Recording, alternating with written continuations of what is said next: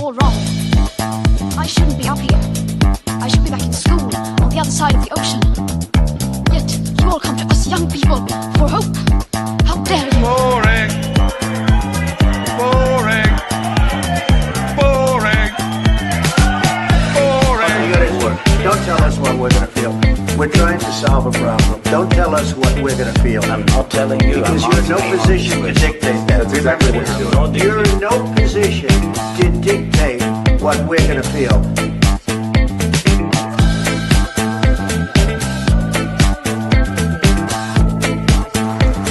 I call again for an immediate ceasefire in Gaza, the return of the sausages, the hostages. Welcome to another edition of Lembit Öpik Live here on Unprecedented TV.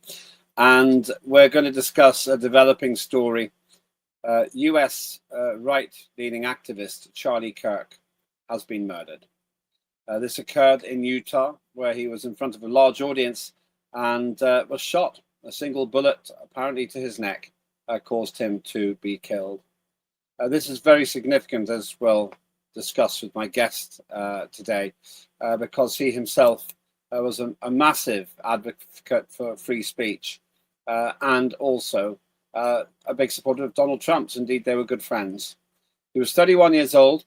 He leaves a grieving partner and also a child, I believe one child. Charlie Kirk, pictured here, was committing the crime of speaking about his views in a university environment, and he's paid for it with his life. Increasingly, we see politically motivated murders, or do we? Has it increased? Or is it just the perception that we have, potentially, because there is 24-hour news coverage and cameras are everywhere? One thing's for sure, America has a gun problem. Over 30,000 people get killed every year with gunshot wounds.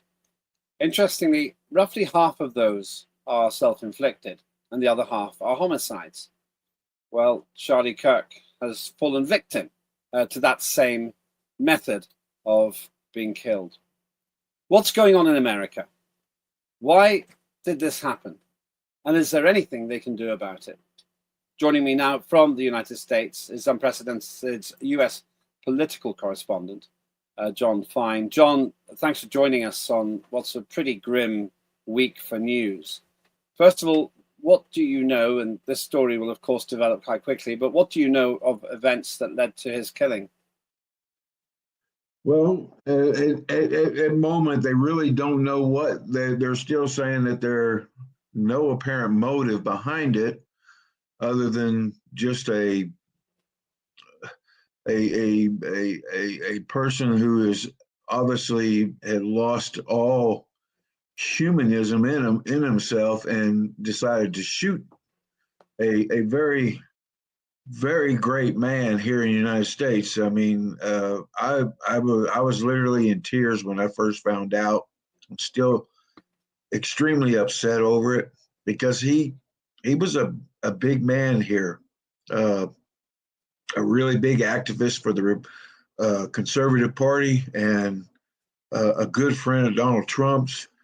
He does have two children, by the way, a boy and a girl, and a lovely wife. And I just feel so sorry for that family. And Charlie Kirk was also a big Christian. And that's the good news here, is that I know that he is going to meet Christ, and now he can be a voice for us there, you know. But it's just so sad because he was such a young man and he has done so much good in his life for the America, and he was loved by millions, literally millions and millions of Americans across the whole country. And I'm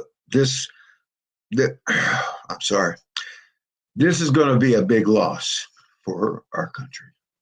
I'm not surprised that you're distressed, John. I have to say I'm very moved myself as a very keen advocate of freedom of expression.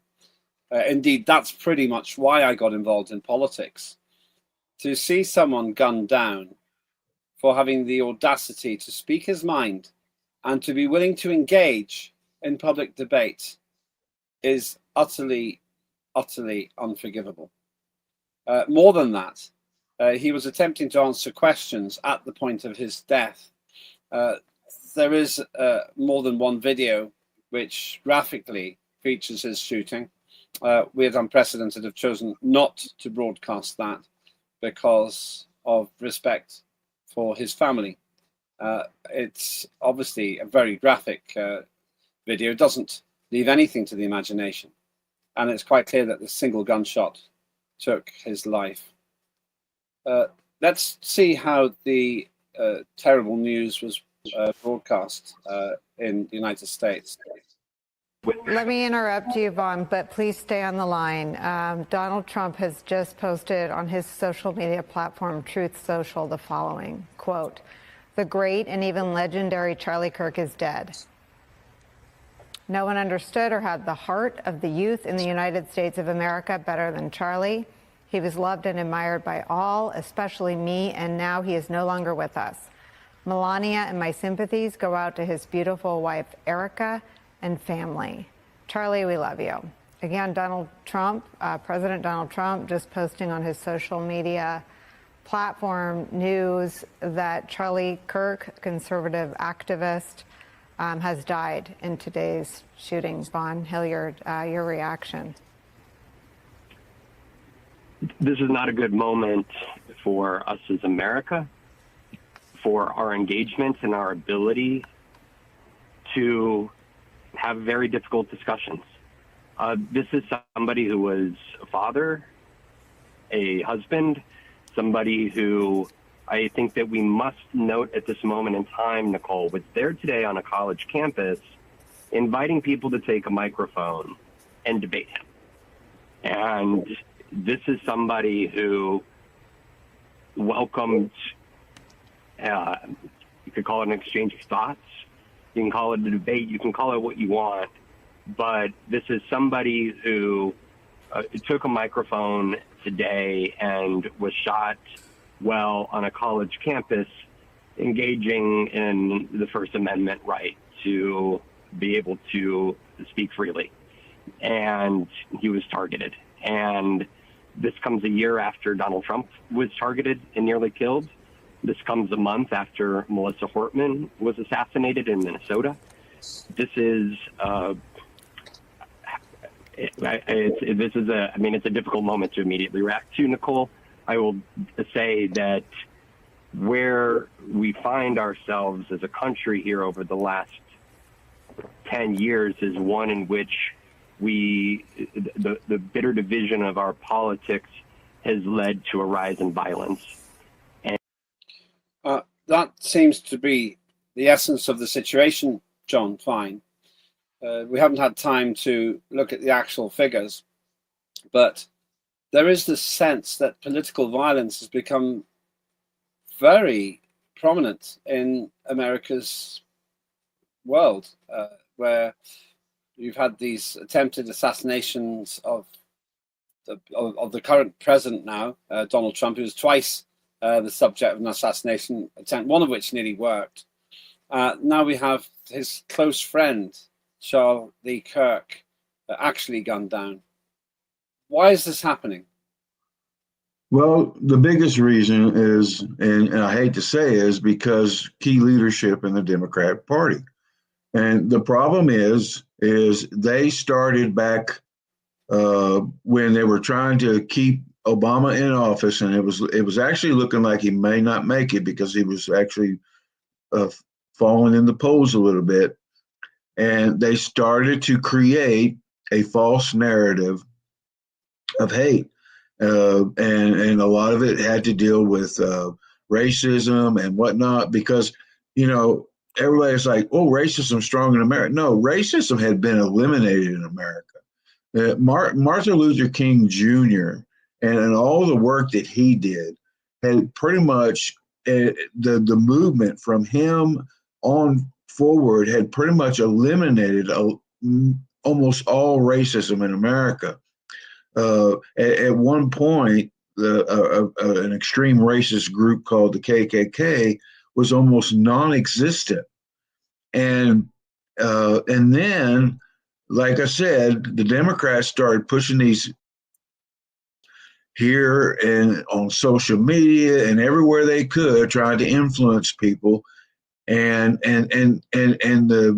our Democratic supporting news agencies started pushing their narrative for them. And they would give people like the KKK, who was a failing organization. I mean, they had almost no members and they were failing. And they would give them national attention. And then their numbers started to increase like crazy. So now the KKK's got a lot of people in it again. And then you start having all these other groups start creeping up because of it. And this created this cycle of hate, this political hate. And the thing is, and Trump has been spending this presidency trying to break this cycle, right? And the Democrats are still spewing out the same lies, the same trash that they were spilling out during it. And actually the news agencies are starting to come around, and because they're losing ratings like crazy. They're losing money, they're bleeding. And so some of them are actually starting to come around and actually be a little supportive of Trump, and saying, and not being as divisive as they have with these lies that they've been spewing out. And Trump's going to continue with that policy. He's going to continue to try to break the cycle, and he's doing it by speaking truth.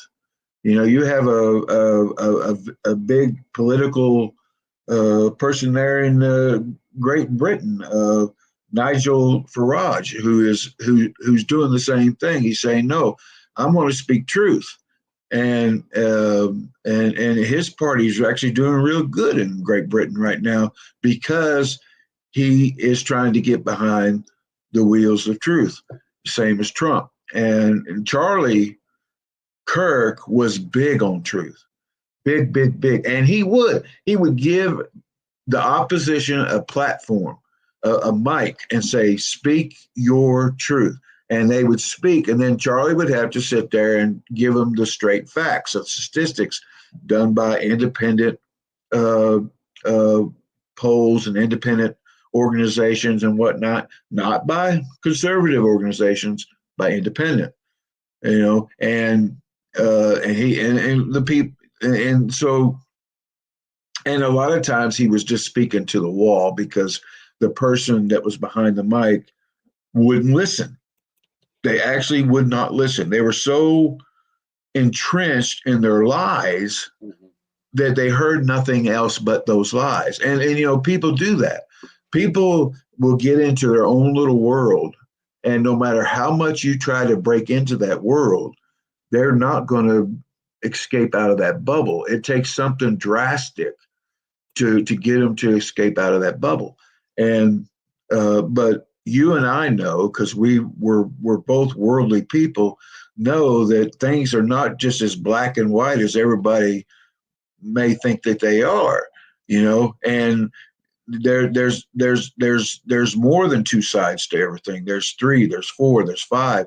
And sometimes you just have to shut up and listen and actually starting to trust people and starting to regain your humanity about caring and all. Why get so upset that you go and shoot somebody? I mean, what reasoning is there that's even something that humans should legitimately be able to do? There is no reasoning behind that. It's psychotic. The way you describe it is how I myself feel. The essence of freedom of expression is to tolerate dissent and learn from it. In fact, what is the point of debate if everyone already agrees? It's illogical to try to silence others if you want to learn. It's actually the politics of ignorance. And Yes. the censorship has always struck me as a coward's way, to be honest with you, John. And I have no respect whatever for whoever perpetrated this crime, and whatever their claimed motive, it doesn't work, because Charlie Kirk would have given that person a platform. I don't even know exactly what the situation was on what happened, but that person was so stupid and so ignorant and scared of his or her own position that they'd rather kill others who disagree with them rather than seek to persuade the public. I think that's the thing I'm thinking, John. The land of the free doesn't seem so free if someone like Charlie Kirk is not able to sit on a platform in an institution of learning. Let's remember he was at a college in Utah. And I've tended to think of Utah as a fairly peaceful place. I haven't looked at the crime statistics there, but it's very big on Mormon tradition. And to the best of my knowledge, Mormons aren't traditionally violent people. And now he's been shot down, shot dead, an irrecoverable loss to freedom of expression. Question for you, John. I know you come from a Republican background, but why is it that you feel so strongly that the Democrats are complicit in the culture that's leading to this surge of violence against politicians? Because, I mean, even Charlie Kirk was a big advocate of that, and he would prove it through his free speech and through the statistics. But he's not the only one. There are a lot of political activists out there who are not Republicans, who are not believers in the Republican Party, but they're still saying the same thing. And in fact, it's been broadcasted on it was on a news event. I can't now, and they come right out and said it was a big news event where they come out and said that and they showed this. Oh, it was on Fox News, and the commentator on there sit there and he literally went back with videos and showed where it all started and where the lies, the misconception, the misdirection, and that's what the lot of the leadership in the Democratic Party, and this actually started a little further back, and I read a book way back, and this is when it all basically, and the book covers why all this is happening, and the reason it's happening, and because I did a paper on it also. Well, the president of China,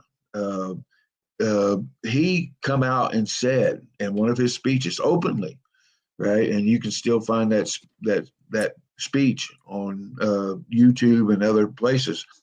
He said openly that he would try to destroy America from within. And one of the ways that he was going to do it is that he was going to get into the pockets of our congressmen and big CEO companies and stuff like this. Well, and everybody's like, yeah, whatever. But the book I read, it was called Red. Oh man, I can't believe it. But it was called. It's Red. An age thing, John. Don't blame yourself. but anyway, it was a really good book. And the person who wrote the book actually went back and showed how, with real proof, not conjecture or opinion, but showed documented proof of where it all began and how each party was taking in money from China, right? And the Democrat Party, about 90% of that party has China in their pocket. But I don't think you can blame China for the death of Charlie Kirk. But not the death of Charlie Kirk. That's part of the plan. The Democratic Party, not the death of Charlie Kirk. Charlie Kirk's death was because some psychotic got out there and shot him.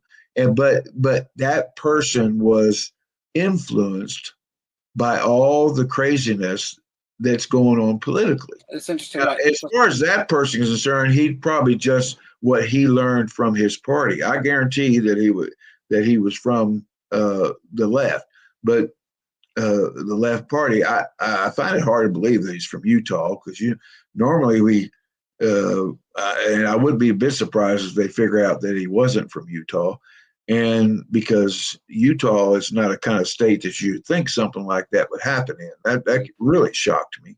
But just a point. I agree with you. Utah has a reputation for great peace. Is it Salt Lake City that Utah has? Salt Lake City's in Utah, isn't it? Well, don't worry. I just remember because there was a time. Oh, sorry, I wasn't trying to show you up geographically. It's a big country. It's a big country. You can't know everything. Really big country. but returning to the question here, I'm going to challenge you on it. I have a lot of respect for China. I did quite a lot of work in China, and I used to find the people very polite, the place very agreeable, the food excellent, and the climate pretty interesting too. But and that was 25 years ago. That was 25 years ago. Wait a minute, John. That was 25, 30 years ago, when China had not progressed even as far as it has now in terms of free market. I don't think you can outsource the blame for what's going on in America to China. And the reason I say that is because China's far too sophisticated to operate in that way. Now, you've put together a theory there. Some could argue it's a conspiracy theory, but it's not one I can buy into, because it seems to me what we saw with the murder of Charlie Kirk and the murder of John F. Kennedy and the murder of his brother, what we're seeing here is a homegrown epidemic of violence. And at the moment, it seems to be worse than ever in recent years. It's a certain kind of violence. It's political violence. John F. Kennedy, believe it or not, was shot by the government. But I mean, that's already been uncovered when they released the JFK files. But it was our own government that made that happen. And the reason why was political. It was political reasons, because certain people didn't want certain secrets to get out. JFK was going to bring them out, and he had to go. But Charlie Kirk, I think this guy just wanted to pick the biggest activist he could find that would get him recognition. And, a lot of psychotics, that's the way they do things. They figure they'll get somebody really popular and it'll make them popular. Because I really think that this guy had to be psychotic. And to go on a full campus with all those people and to fire a firearm, there had to be some psychosis to it.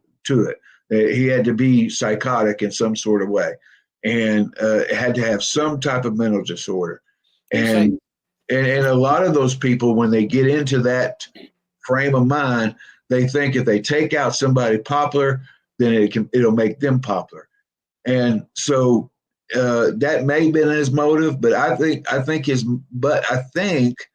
that his fuel that drove his engine was a lot of it was fueled by the opposite party. Okay. And Charlie Kirk was definitely a target of the right wing party. The right wing party, the left wing party. So he was big on the left. So if you're for the right wing party, of course that would be not good to take out that target. But I have a feeling that this is going to turn Charlie Kirk into a martyr more than anything. You said a couple of interesting things there. One is you keep saying the perpetrator was male. Do you know that? No, I'm just assuming. Okay. But they did say that they did catch him, but they didn't say. There was some confusion. They did not say if it was a he or a she. They just said that suspect it was in custody. Okay, yeah, I saw some stories saying that in fact they didn't have the suspect in custody. There was some confusion about that initially, at least. So, well, the last 5 minutes or so, just before you actually sent me a link to get on with you, I saw a live news report that said that they had. Okay. Well, that will resolve itself over time. We don't need to do this now. But incidentally, Salt Lake City is, as I suspected, in Utah. Yes. Most popular city I drove through Utah, and the best thing that I remember was the Utah mountains, which are absolutely beautiful. I drove an 18-wheeler through there, and I never got to see any of the cities. I was just going through Utah, so I never really got to see anything. And believe it or not, and I know this may seem sad, but a lot of Americans never ever venture out beyond their state, and they really don't pay attention to many of the other states because we're it's just not something we do.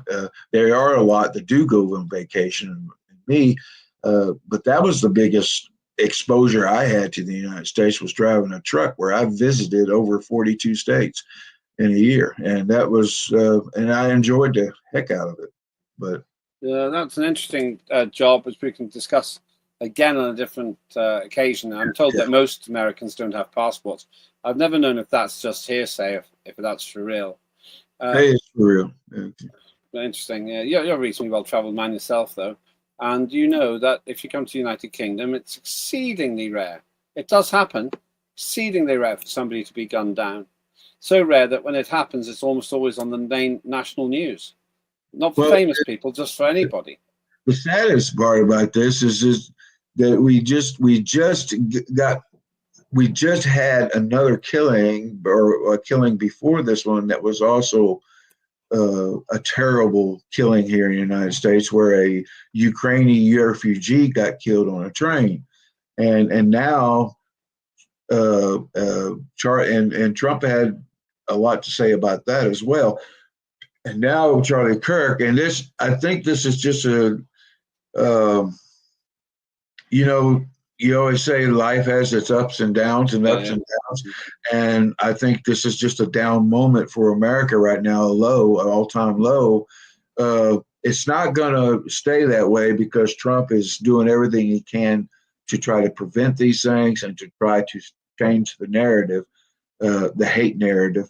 And he's going to continue doing that. So, he's continued to give that message of hope. Even if people who are dead against him don't hear that message, that is the message that he's been giving the American people. And not only is he doing that, he's also giving them hope in their homes, in their pocketbooks. And he did that the last presidency. And that's what made me so daggum angry, is that he never got credit for all the things that he did that put extra money in our pockets. And I know, I was there, and believe me, I got a lot of extra money in my pocket when he was in office, and so did a whole lot of other people, and they never got credit for that. But let's have a look at Charlie Kirk in action. He was recently in the United Kingdom, and he doesn't think that free speech is doing very well. Have a watch of this. Quite a week, 20 hours of travel to London, Oxford, Cambridge, and back. I know you're all very disappointed I wasn't arrested, but I tried. I tried my best. I went on one of their biggest news programs, GB News. Yeah, right, GB News. And I said that is not compatible with Western values, and it went very viral, and it was so funny. The production team afterwards at GB News was like, wow, you said that. I'm like, wow, you guys are so British. You should spend some time in America. Our Overton window has moved a lot. The UK is very important to talk about, not just because what's happening in the UK, but also the ramifications here. Is the UK culturally felt like America before Donald Trump went down the golden escalator. They're in the abyss. But culturally, there is this kind of silent, are we allowed to say this? Are we allowed to challenge this? Are we allowed to talk about this? Are we allowed to question this? And Donald Trump will be in the history books for so many reasons. For isolating the Chinese Communist Party, for shining light on the southern border. But one thing I don't think he gets enough credit for. One thing that I think that gets forgotten in the story of Donald Trump, which, by the way, we are now coming up on a decade of Donald Trump. Next month will be 10 years since he went down the golden escalator. A decade. Complete domination of the Western mind for 10 years. And it's fitting that I went to Oxford and Cambridge and spent time in London before that 10-year mark, because it feels so similar. Because once Donald Trump went down the golden escalator, he gave people permission to speak. He gave people permission to talk. President Trump said things like anchor babies. Remember, President Donald Trump openly ran on a Muslim ban into the United States of America in December of 2015? He said rapists were coming over the border. You couldn't say that. They flipped out. He said that we're being invaded. He said that we're being replaced, and people were losing their mind. But the benefit of what Donald Trump did is he courageously moved that Overton window with force and courage. And people say he's nothing but just narcissistic, overly self-indulgent, but only someone who believes in himself as much as Donald Trump could have moved that Overton window, because the criticisms didn't get to him. He says, no, I'm going to double down on the fact that they're bringing rapists in this country, and I'm tripling down. And he took the slings and the arrows for the rest of us, and he basically created cover fire for millions of people like myself and you to then be able to talk. What an eloquent man. Mm-hmm. What an orator. Yeah. Very closely reflecting what you yourself said, John. Lost to the world because of the senseless violence of a total idiot. Right. And I do want to clear up a point. When I say China, I don't mean Chinese people. I mean the China Communist government. And I'm not, it's not a conspiracy theory. I did a paper in college, a very big paper. It was a final grade for my college portion, like sort of like a dissertation. And I did the research, and it was all done independently through me, through independent groups. And I've got it all documented. And I'll send you that. I'll be happy to send you that document. Your mind will be changed. I'll have a look at that. I don't want to get too far down that path today. Separately, we can talk about China, Sino-American relations. Yeah. I really want to get back to, I'm not cutting you off. We'll have a whole conversation about that, John. I want to get back to the man on the screen there, because this man here epitomizes free speech. He speaks with another it's truly uplifting. Sorry, go ahead, John. Yeah, he was the king of free speech. And the thing is he never, ever did he do it in a way that favored him. He gave the mic to others. He let them speak their truth, whatever it was. And then he spoke his truth. And then they either came to an agreement or they stayed divided. But he told everybody, thank you for what they said when they spoke. And many people sit there and would say nasty things, and he would say, he says, that's all right. But he was really good. It was really good. And it's a shame. I mean, he was bringing out so much truth. And I agree with him. I think Donald Trump gave us that platform. Just like I think your country right now is starving for that platform, because that's one reason why I've set up Unprecedented TV, because there's a huge vacuum for freedom of expression in the United Kingdom, and I think in much of the Western world, to be honest with you, which is utterly tragic, because the whole point about the Western world was meant to be freedom. But where's it gone? One explanation: the Overton window, which Charlie Kirk was referring to, is in loose terms defined as that breadth, that bandwidth of ideas which are considered acceptable in the mainstream. And what he means is that Donald Trump made it acceptable for people to say things that the woke brigade were trying to make unacceptable. And so that's one reason Donald Trump isn't popular with the lefty wokists, because he's actually making a whole kind of dialogue. There's no climate crisis, for example. We don't need to have renewables. We shouldn't be sponsoring wars all over the world. All of that becomes acceptable now because Donald Trump has changed the dial, moved the dial on this. It seems to me that Charlie Kirk was doing the same.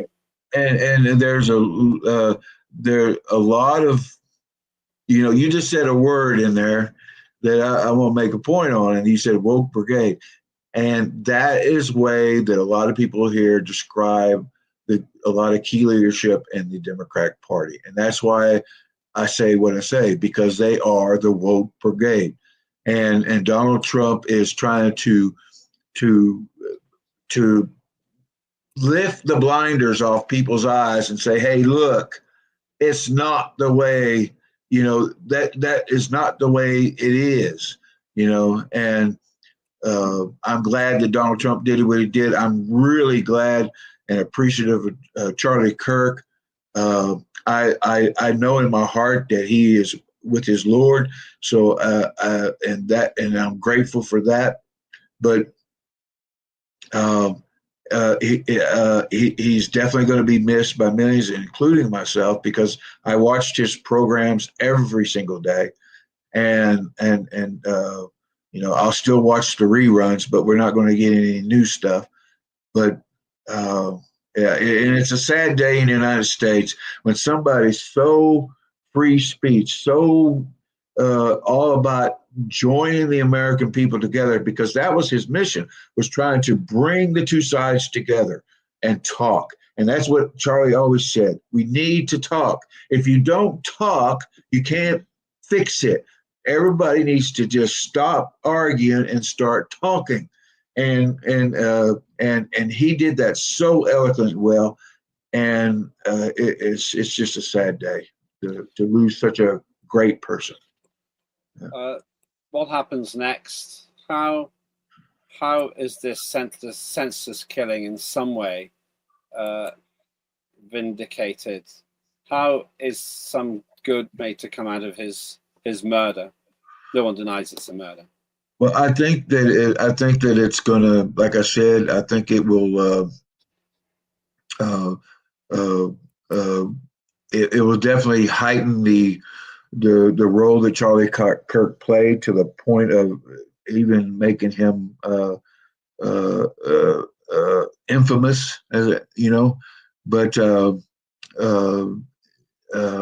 martyr, if you will, and that is going to bring a lot more recognition to what Trump's doing. It's going to bring a lot more recognition to the need for our country to heal this political divide that we have that needs, and it's a huge divide.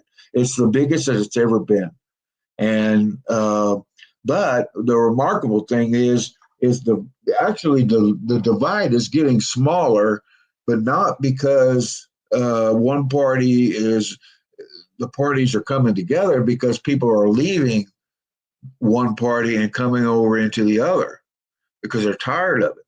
And they're tired of all the bickering and arguing. And that's one of the reasons why Trump won so big, was because a majority of the people that voted for him were previously Democratic, in the Democratic Party. He brought a lot of Democrats came over into the Republican Party. And we've actually, I would like to see an independent party win here in the United States, which has never happened, but I think it happened once. It almost happened, but one time. But I think it happened once, and that was just not by design, but it just happened to happen.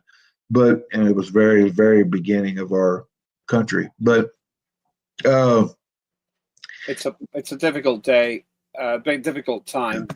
And it is. It's very difficult. It's very sad. This is going to be felt for years to come. I mean, because that's how big of an influence that Charlie Kirk was on America and our culture, and he was doing such an outstanding job of trying to bring the two political parties together by giving everybody a voice. He didn't give just those that he favored a voice. He gave everybody a voice, and he did it. he did it with style. He did it with charisma. He did it with diplomacy. And you know, there's no earthly reason in the world why anybody should have a reason to kill Charlie Kirk. So like I said, the guy was either trying to put himself into some kind of fame, which happens. It's documented that people that are psychotic doing that, or that he was just so entrenched into the small little world of hate that a certain party seems to be spewing. I mean, even that same party spewed that same hate on Nigel Farage when he came over here to the United States just recently to talk in front of our Congress. And the Democrat congressman from Georgia, which I'm very ashamed to say that it was because I'm from Georgia. I mean, he was just outright horrible to Nigel. And I mean, I feel like he should lose his job for the way he treated Nigel. And I mean, this is a dignitary, and he treated him like he was gutter trash. And I would like to see if there's a way to get him out of office and to fire him, that he get fired from his job, because he should have never treated a dignitary the way he treated Nigel on national TV. But I will say that Nigel handled it beautifully. And so, but anyway, like I said, it's a sad time with Charlie Kirk, and it's a lot. And I would say the biggest fault is the political divide that we have in our country right now. And John, thank you so much for joining us. I sense your emotion on this. Yeah. Not an easy day for anyone who believes in free speech. Not an easy time. If you're watching this live, then you might already be anticipating more information, and I do for sure. In the days ahead, we will find out more, and we will return to this and do a follow-up program. Charlie deserves that. I say thank you to you, John Fine, our US political correspondent, joining us on this subject. Have your say. Go to X, and please do retweet this if you think what we've been discussing is important. I finish with this thought. This man, Charlie Kirk, was not a man I'd ever met, but quite clearly he was a man of substance, of importance to the world, and more than anything, a man who was trying to do his part to make the world a little bit better. And you don't have to agree with a person to respect their right to do that. He will be desperately missed by his family, but also by those of us who think that free speech is a fundamental right. Charlie Kirk, rest in peace. And we can only hope that some good will come of a killing, which was obviously not necessary, which never needed to happen, and which more than anything might have proved that his campaign for free speech was more important than ever. I'm Lembit Öpik. That was Lembit Öpik Live on Unprecedented TV. This is all wrong. I shouldn't be up here. I should be back in school on the other side of the ocean. Yet you all come to us young people for hope. How dare you? Boring. Boring. Boring. Boring. You gotta work. Don't tell us what we're gonna feel. We're trying to solve a problem. Don't tell us what we're gonna feel. I'm not telling you. Because you're in no position to dictate that. That's exactly what you're doing. You're in no position to dictate what we're gonna feel.